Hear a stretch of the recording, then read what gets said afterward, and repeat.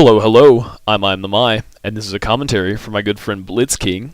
He'll be playing some Domination on Estate. Personally, I love Domination. I hate Estate.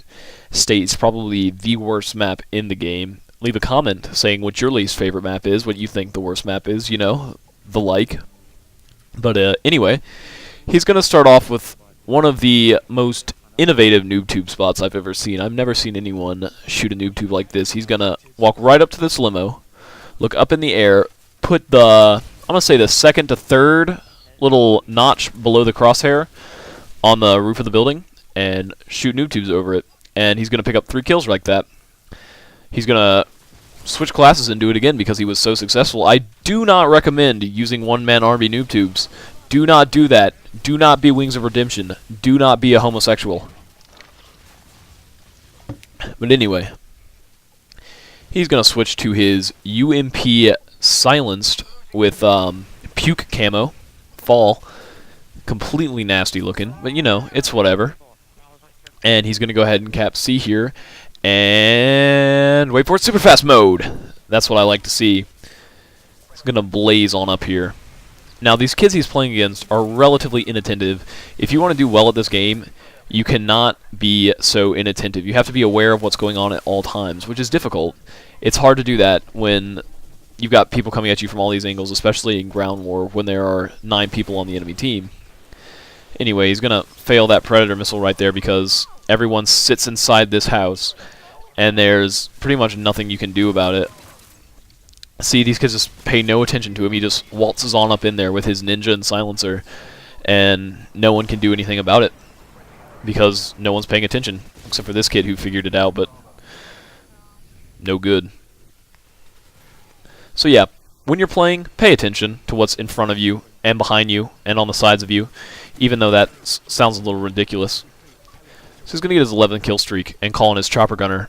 Now, had that had been me, I would have waited until my team had 2 flags, so we would have had them in a more steady spawn trap. That's the thing about Domination. People, like, if you could go in with people that aren't your friends, people you don't know, odds are they're going to be completely retarded. They think that it's necessary to control every single flag in order to win, when indeed it's not. You only need 2. As long as you have 2 for the majority of the time, you're going to win the game. I mean, and you're going to have them in a very, very nice spawn trap. There's nowhere the enemy team's going to be able to go if you have them trapped like that while you have 2 flags, and they have 1.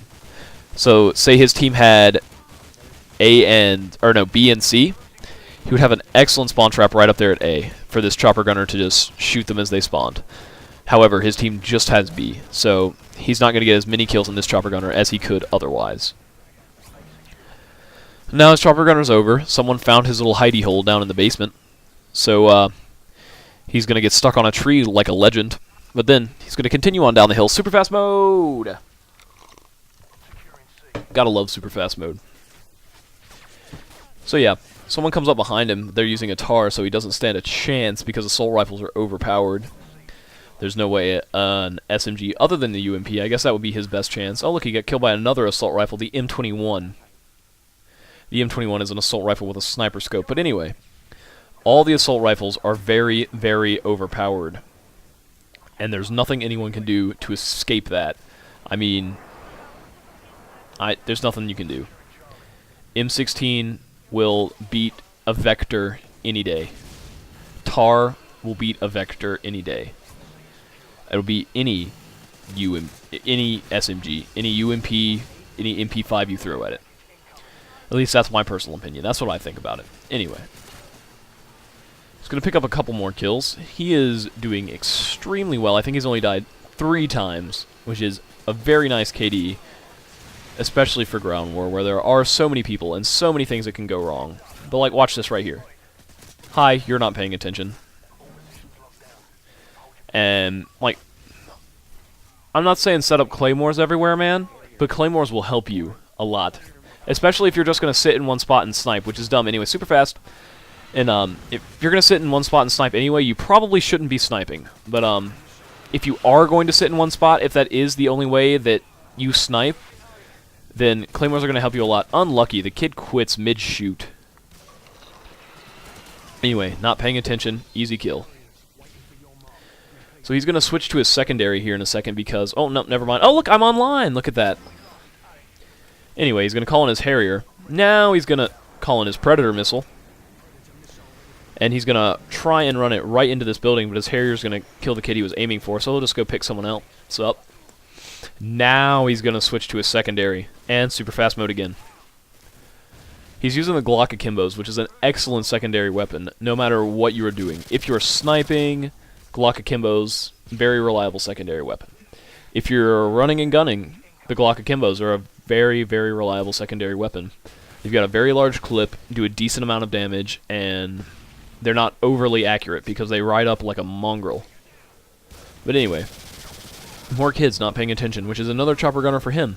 So he's going to run back into the basement and call it in. When you are using air support such as the AC-130 and the chopper gunner, it is best to get someplace where you don't think anyone's going to find you. He went to that basement last time, someone found him, and he died. But this time I don't believe anyone's going to find them, if I recall. Yeah, no one's going to find him.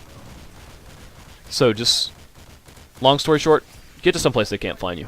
They shoot down that chopper gunner pretty fast anyway, as would be the thing to do, especially if someone's already called one in on you and you've been getting killed by it a lot.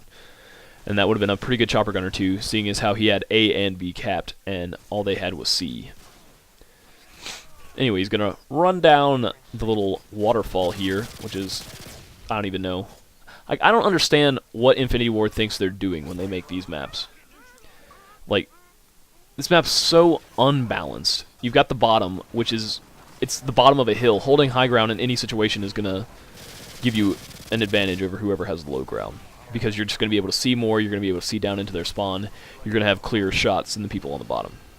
And then you've got the B side, which is a house and an open field. And then you've got the other side, which is essentially the same thing, just with more rocks. And it's less easier to navigate. And basically, if you're camping the house, then you've won. Which is kind of, I don't know. It's not a good map. I don't like it. Anyway, now I'm going to talk about something that some players do not necessarily know how to do, and that is the drop shot. They can't execute it, not correctly, but at the appropriate times. You want a drop shot? Like right there. He was getting... that was an appropriate drop shot. That was a good drop shot. And I'm frankly a little bit surprised that he didn't kill the person he was shooting at. But that was probably a less necessary drop shot. When you are taking damage, it is a good idea to hold B until you lay down on the ground. And that person will... they won't be able to shoot you as readily. They won't be able to continue to shoot you as quickly. And it is referred to as a drop shot, for those of you that don't know. Even though I'm pretty sure you all probably know what a drop shot is. Anyway, super fast mode, once again, to come around on this side of the truck. And tries to turn on the kid, but it doesn't work out for him. Anyway, he's so ridiculously positive right now that 1 or 2 deaths really doesn't matter. And that is the great thing about going positive. I very rarely get to go positive because... I don't know, man. It's not my thing. I don't go positive. I think my KD is 0.96, but who really cares? I have fun. KD's a number. I know I don't care. Anyway, this right here, that could have been a nice little triple spray. 3 people, 1 clip, but it was ruined by Painkiller and Final Stand. I mean, they're in the game. It's not that big a deal. There aren't really that many more problems with this game. It's just the people that play it, and the things that they choose to do, and the way that they choose to play. That's the majority of the problems with this game. Other than that, it's an excellent game. The game did used to be broken, but now it's fixed, which is exciting. Kids still don't pay attention, though. Like, throughout this entire game, nobody paid attention to him. So, super fast mode! And get turned on. Getting turned on is when someone shoots you in the back, and you spin around quickly and kill them before they can kill you. Once again, in case you didn't know, even though you probably already did. So BLiiTzKinG's going to run up in this building here and pick up 2 quick kills, and that would have been the game winner if it were a deathmatch, but it's not.